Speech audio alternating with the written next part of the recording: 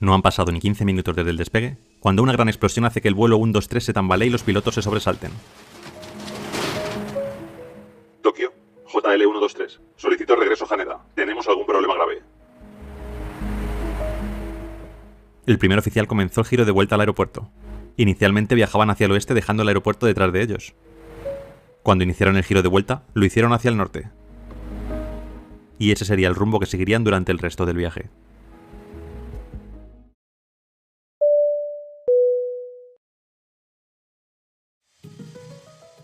...12 de agosto de 1985... Aeropuerto Internacional de Haneda, Tokio, Japón.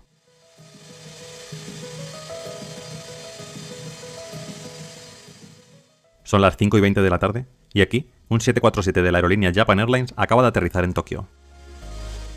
Ha sido su cuarto vuelo regional del día. En menos de una hora, este 747 saldrá destino Osaka como vuelo 123 de Japan Airlines y en él viajarán 509 pasajeros y 15 miembros de la tripulación. Cada mes de agosto, millones de japoneses celebran la festividad de Obon, una época en la que las familias regresan a sus antiguos hogares para reunirse en honor a sus antepasados. La avalancha de viajes resultante es a la vez un beneficio anual inesperado y un problema para las aerolíneas nacionales japonesas, que necesitan transportar a una parte importante de la población del país en un periodo de tan solo 3 días. En 1985, el día de Obon cayó alrededor del 15 de agosto en la mayor parte de Japón, y para el día 12, el auge de los viajes cortos ya estaba en marcha. Para dar cabida a la gran cantidad de viajeros, la aerolínea de bandera japonesa Japan Airlines solía utilizar aviones de largo recorrido, incluido el Boeing 747, en vuelos nacionales muy cortos. En concreto, para el vuelo 123 se utilizó un 747SR, o Short Range, un modelo diseñado por Boeing especialmente para que Japan Airlines lo utilizara en sus rutas nacionales. En comparación con un 747 normal, el SR tenía un fuselaje más fuerte y un tren de aterrizaje más resistente diseñado para soportar un mayor número de despegues, aterrizajes y ciclos de presurización. El avión en particular que iba a operar el vuelo 123 era el JA8119, un Boeing 747R de 11 años de antigüedad fabricado en 1974 y entregado directamente a Japan Airlines. El JA8119 no era ajeno a los problemas. De hecho, ya había estado involucrado en un accidente antes. El 2 de junio de 1978, el avión estaba aterrizando en Osaka como vuelo 115 de Japan Airlines cuando el piloto se inclinó demasiado hacia arriba durante el aterrizaje. La cola golpeó la pista, causando daños importantes en el revestimiento trasero del fuselaje, el mamparo de presión trasero, el sistema de control del estabilizador horizontal, las puertas de la APU y en varios elementos estructurales más. 25 de las 394 personas a bordo resultaron heridas, 2 de ellas de gravedad. El avión quedó fuera de servicio durante un tiempo como consecuencia del accidente y tuvo que ser trasladado a un centro de reparación para realizarle reparaciones exhaustivas. La magnitud de las reparaciones fue tal que Japan Airlines no tenía la experiencia necesaria para arreglarlo todo por sí sola, por lo que la empresa contrató un equipo de reparación de Boeing con base en Tokio. Algunos de los daños más importantes que se produjeron durante el accidente se produjeron en el mamparo de presión de popa. Este mamparo, que tiene una forma parecida a la de un paraguas de lado, separa la cabina de pasajeros presurizada del espacio no presurizado del interior de la cola. A los mandos del vuelo 123 está el capitán Masami Takahama, de 49 años de edad, experimentado capitán e instructor de vuelo que acumulaba más de 12.400 horas de vuelo. Junto a él está el primer oficial Yutaka Sasaki, de 39 años y que estará a los mandos de la aeronave bajo la supervisión del capitán Takahama. También en cabina estará el ingeniero de vuelo Hiroshi Fukuda, de 46 años. Por fin, a las 18:05 el vuelo 123 comenzó a moverse hacia su pista asignada para el despegue.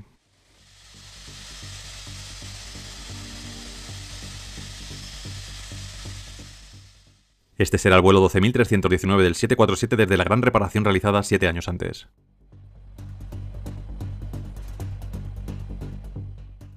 A las 18:12 comenzó a rodar por la pista de despegue.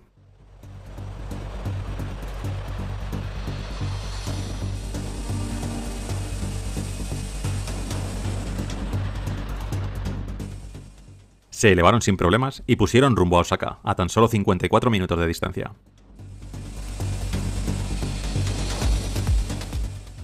Rápidamente, comenzaron el ascenso hacia los 24.000 pies que tenían como nivel de vuelo asignado.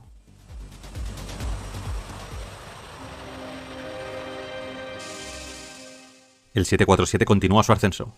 Han pasado 12 minutos desde el despegue, cuando una gran explosión proveniente de la parte trasera del 747 hace que las 524 personas a bordo se sobresalten.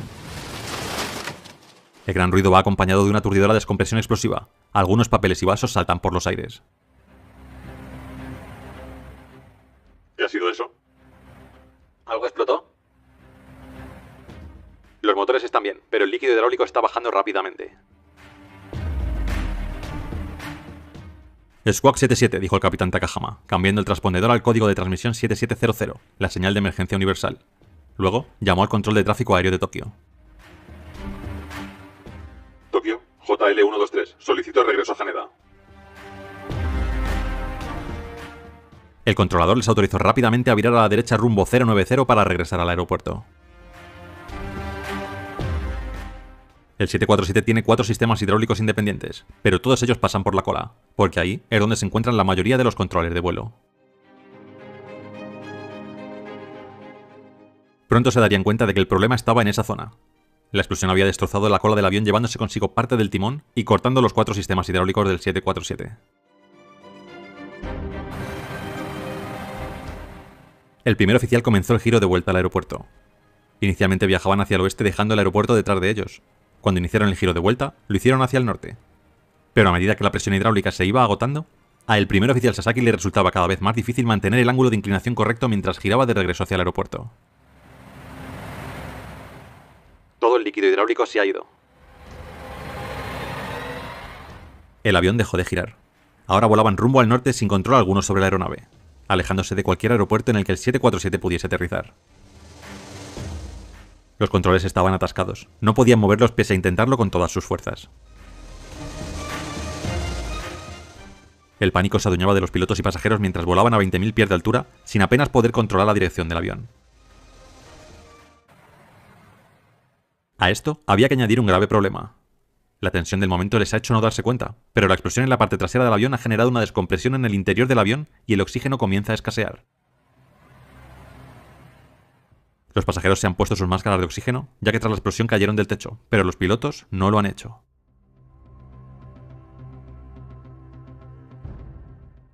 El controlador de vuelo se ha dado cuenta de que el giro tan solo se ha hecho hasta la mitad, y ahora el vuelo 123 vuela hacia el norte. Está intentando contactar con el 747, pero no recibe respuesta. Los pilotos están centrados en intentar solventar la situación, pero la hipoxia que empiezan a experimentar no les deja pensar con claridad. Unos minutos después, la pérdida de presión hidráulica de los controles hace que el avión entre en un ciclo fugoide. En un ciclo fugoide, el avión desciende poco a poco y gana velocidad hasta que empieza a elevarse por sí solo, entrando en un ascenso que a su vez hace que pierda velocidad hasta que se inclina y entra de nuevo en un descenso. En el caso del vuelo 123, el avión se embarcó rápidamente en un movimiento fugoide con periodos de 90 segundos. Una amplitud de 3.000 a 5.000 pies y un ángulo de cabeceo que variaba entre 15 grados con el morro hacia arriba y 5 grados con el morro hacia abajo. Simultáneamente, la pérdida de al menos el 55% del estabilizador vertical tras la explosión, incluido el timón, introdujo un componente de balanceo holandés en la parte superior del ciclo fugoide. En un balanceo holandés, un avión sin estabilización lateral comienza a comportarse como un remolque que patina en la autopista, balanceándose y guiñando de un lado a otro con un periodo regular. Después de la separación del estabilizador, el vuelo 123 experimentó un balanceo holandés con un periodo de 12 segundos, durante el cual giraba 50 grados a la derecha, luego 50 grados a la izquierda, repitiendo este ciclo una y otra vez. El 747 parecía un barco en un mar agitado en vez de un avión. La tripulación intentaba sin éxito parar este balanceo que estaba generando pavor en los pasajeros, pero sin sistemas hidráulicos era imposible.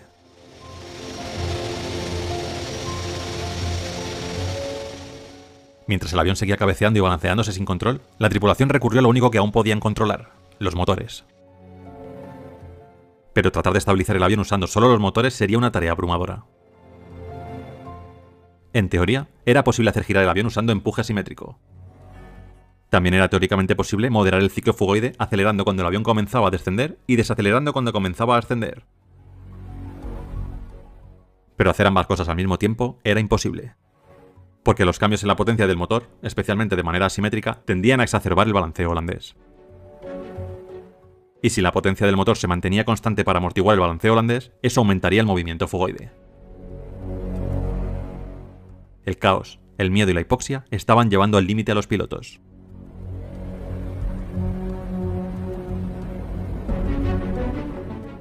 Confundido por el motivo por el cual el vuelo 123 no regresaba a Haneda, el controlador decidió darle a la tripulación más opciones y ofreció guiarlos hasta Nagoya, pero los pilotos se negaron e insistieron en que querían regresar a Haneda. Al percibir que la tripulación tenía dificultades para comunicarse claramente en inglés bajo presión, el controlador permitió que la conversación cambiara al japonés.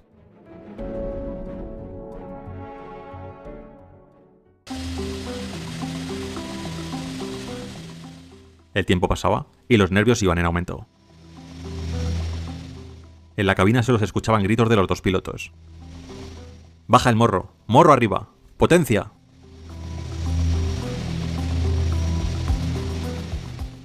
En un esfuerzo por restaurar algo de estabilidad a su trayectoria de vuelo, el ingeniero de vuelo Fukuda bajó el tren de aterrizaje.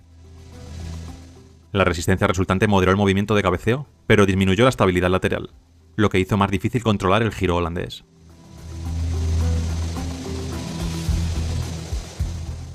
Por fin, usando empuje diferencial en los motores, los pilotos lograron iniciar un viraje a la derecha hacia Haneda. Pero no pudieron detener el giro una vez lo iniciaron. El 747 comenzó un pronunciado bucle descendente de 360 grados sobre la ciudad de Otsuki, perdiendo 5.000 pies en el proceso.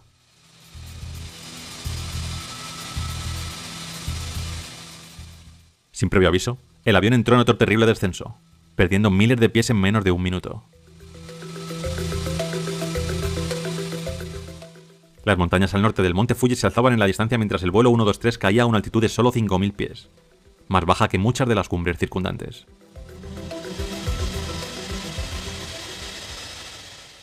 Cuidado ahí, una montaña. Máxima potencia. Cuando parecía que el final era inminente, el avión comenzó un rápido ascenso con el que evitó las cumbres más cercanas. El 747 volvió a los 8.000 pies, aunque durante este ascenso perdió tanta velocidad que los controles de los pilotos comenzaron a vibrar avisando de una inminente entrada en pérdida. Se desató entonces una batalla desesperada para evitar que el avión descendiera hacia las montañas. El capitán Takahama hizo todo lo posible para dar órdenes sobre cuándo mover los aceleradores, gritando sin parar: «Potencia, baja el morro, levanta el morro, máxima potencia». Mientras, el avión ascendía, se detenía, descendía y volvía a ascender repetidamente. Pero los motores no responden a las órdenes de empuje de forma instantánea, y resultó imposible ajustar sus órdenes con la suficiente precisión para recuperar el control. Los pilotos intentaron extender y retraer repetidamente los flaps para aumentar y disminuir la resistencia, y por tanto la velocidad, pero los flaps respondían incluso más lento que los motores. Durante varios minutos, la cabina se llenó de gritos de morro arriba, morro abajo, flaps arriba, flaps abajo, potencia. Mientras esto sucedía, desde el suelo varios testigos hicieron algunas fotografías del avión. Uno de ellos incluso afirmó que el avión parecía un borracho tambaleándose en el cielo. En el interior del avión, muchos de los pasajeros comenzaron a escribir notas de despedida a sus familiares y amigos. El avión se acercaba peligrosamente a las montañas. El descontrol y el miedo en cabina iban en aumento. Estos fueron los últimos segundos grabados por la grabadora de voz de cabina, quizá una de las grabaciones más terribles en la historia de la aviación.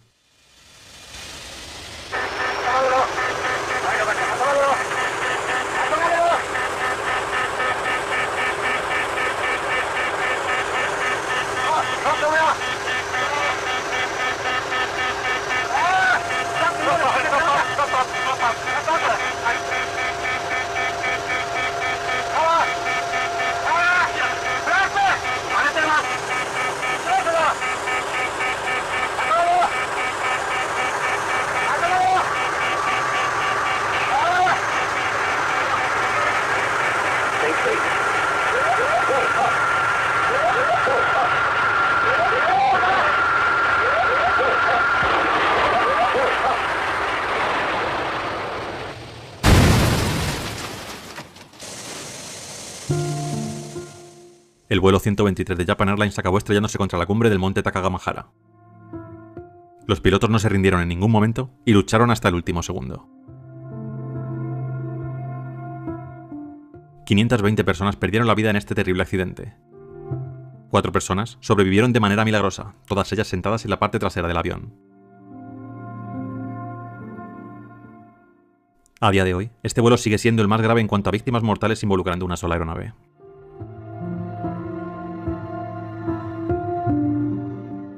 ¿Qué había pasado? ¿Cómo fue el rescate de los sobrevivientes del vuelo 123? En el aeropuerto de Haneda y en la cercana base aérea de Yokota, los controladores vieron con horror cómo el 747 con 524 personas a bordo desaparecía de sus pantallas del radar. Se hicieron varios intentos más de contactar con el vuelo, todos ellos en vano. Apenas un minuto después del accidente, los peores temores de todos se confirmaron cuando un avión militar japonés informó de una enorme explosión en las montañas de Nagano. En cuestión de minutos se puso en marcha un esfuerzo masivo para encontrar el lugar del accidente. El avión se había estrellado en una zona remota y montañosa, inaccesible por carretera y fuera de la línea de visión directa de posibles testigos en los pueblos cercanos. Nadie sabía exactamente dónde encontrar los restos del avión siniestrado. Tras enterarse de que el avión había desaparecido en las inmediaciones de su ruta de vuelo, un C-130 de la Fuerza Aérea de los Estados Unidos logró localizar desde el aire los restos en llamas del 747, unos 25 minutos después del accidente, e informó a las autoridades japonesas de las coordenadas. Pudieron ver fuego y escombros esparcidos por una amplia zona, pero poco que fuera reconocible como parte de un avión. Por radio, uno de los miembros de la tripulación dijo: "Dudo que haya supervivientes". Según los testimonios de la tripulación del C-130, que se hicieron públicos años después, la Fuerza Aérea ofreció enviar un helicóptero con equipos de rescate para descender hasta los restos, pero el gobierno japonés nunca aceptó la propuesta. En base al terreno y el informe de la tripulación del C-130, se supuso que no era posible que hubiera supervivientes, y, en ausencia de tal urgencia, las autoridades locales prefirieron organizar la búsqueda por sí mismas. Resultó ser un error de cálculo fatal. Durante las horas posteriores al accidente, las autoridades japonesas habían movilizado a al menos 8.000 personas, 880 vehículos y 37 aviones para responder al desastre. Pero hasta el momento, ninguno había llegado a los restos. Esa tarea recaería en un grupo de aproximadamente 160 rescatistas que se reunieron en la escuela secundaria de Ueno durante la noche para preparar una expedición al lugar del accidente con las primeras luces del alba. El equipo partió a las 6:30 de la mañana, llegando al borde del vasto campo de escombros en algún momento después de las 10. Cuando llegaron, los rescatistas se acercaron a los restos de la sección de cola. En ese momento, alguien vio una imagen increíble. Una mano, levantada débilmente entre los escombros y pidiendo ayuda. Era la azafata de vuelo fuera de servicio Yumi Ochiai, que todavía se aferraba a la vida entre los restos de lo que una vez fue la fila 56. De alguna manera, no solo había sobrevivido del choque, sino que también había sobrevivido 16 horas durante la noche en la montaña esperando a ser rescatada. Unos momentos después se produjo un segundo milagro. Colgando de las ramas de un árbol, los rescatistas encontraron a Keiko Kawakami, de 12 años, la única sobreviviente de su familia de 4, herida pero viva. Poco después, en lo que quedaba de la fila 54, encontraron a 2 supervivientes más, Hiroko Yoshizaki, de 34 años, y su hija Mikiko, de 8, también gravemente herida pero con vida. Yumi Ochiai, la azafata fuera de servicio, dio el testimonio más escalofriante de todos. Después del accidente oí jadeos y jadeos de mucha gente. Los oía venir de todas partes a mi alrededor. Había un niño que gritaba "mamá". Poco después, escuché un helicóptero, pero su sonido se fue alejando sin que nadie nos ayudara. Unas horas después, dejé de escuchar quejidos. Todo era silencio.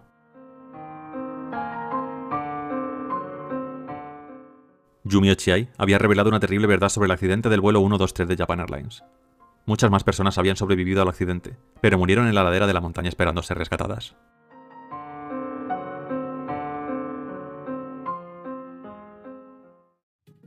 Los investigadores revelaron que el motivo de la explosión en la cola del avión fue una reparación mal hecha 7 años atrás. El mamparo de la zona trasera quedó tan maltrecho en el incidente de 1978 que gran parte de esta vital pieza tuvo que ser cambiada por otra. La manera de unir el trozo que quedó bien con el nuevo fue con remaches. Se necesitaban 2 filas de remaches para una unión resistente, pero solo se utilizó una fila de estos. Esto hizo que poco a poco se fueran generando grietas. En cada despegue, en cada aterrizaje, las grietas se iban haciendo más y más grandes, hasta que en el vuelo 12.319 después de la reparación, 2 de estas grietas se unieron e hicieron que el mamparo saltara por los aires. destrozando los 4 sistemas hidráulicos del 747 y arrancando gran parte del estabilizador vertical. Un oficial de Japan Airlines, que había coordinado el mantenimiento de aviones en el aeropuerto de Haneda, incluido el de este 747, se suicidó en el mes de septiembre de 1985.